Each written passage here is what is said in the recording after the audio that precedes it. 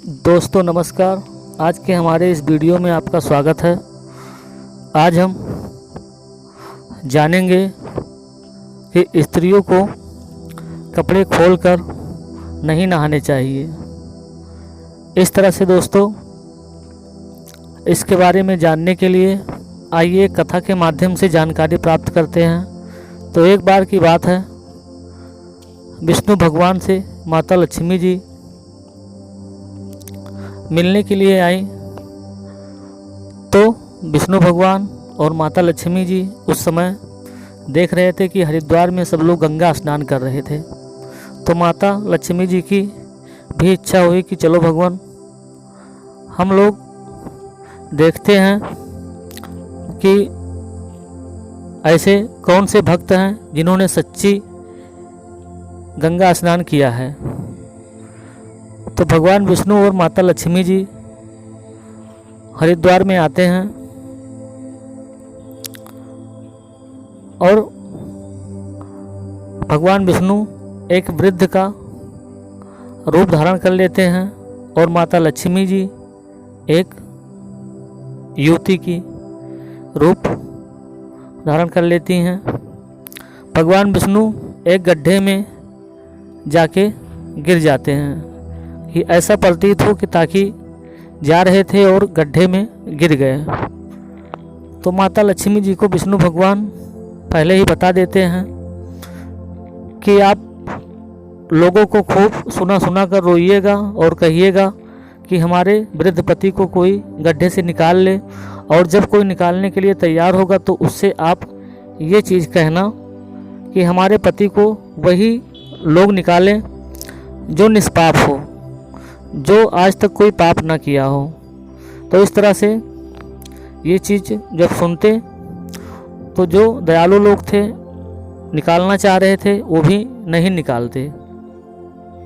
तो ऐसे कम से कम 100 लोग गुजरे और ये चीज़ सुनकर कोई नहीं निकाला, क्योंकि माता लक्ष्मी जी ने कहा था कि जो निष्पाप रहेगा वही हमारे पति को छुएगा, निकालेगा। अगर जो निष्पाप नहीं है तो वो भस्म हो जाएगा।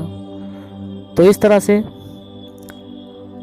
जब शाम हो गया और कोई निकालने के लिए नहीं आया, तो एक नवयुवक लड़का जो गंगा में स्नान करके आ रहा था और वो भगवान विष्णु को, जो कि वृद्ध रूप धारण किए थे, उनको निकालना चाहा, निकालने के लिए आगे बढ़ा। तो माता लक्ष्मी ने कहा, मेरे पति को वही निकाले अगर आप निष्पाप हो। तो लड़का कहता है कि भला गंगा में स्नान करने के बाद में कोई पाप रह जाता है। ये विश्वास और श्रद्धा के साथ वो लड़का भगवान विष्णु को निकालने के लिए आगे बढ़ा और गड्ढे से निकालकर बाहर लाया। तो इस तरह से माता लक्ष्मी जी और विष्णु भगवान उस लड़के को अपना असली स्वरूप दिखाया और दर्शन दिए, और उस लड़के का जीवन कृतार्थ हो गया।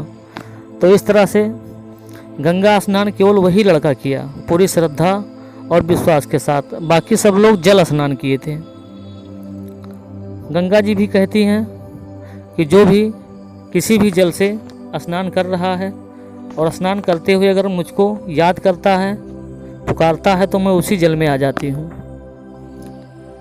स्नान करने के ऊपर ज्योतिष पुराणों, वेद शास्त्रों में लिखा गया है कि स्नान करने से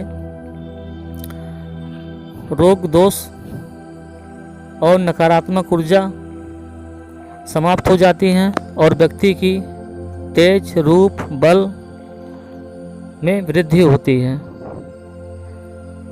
इस तरह से स्त्रियों को कपड़े खोलकर स्नान नहीं करना चाहिए। इसके ऊपर भी एक कथा है कि जब गोपियाँ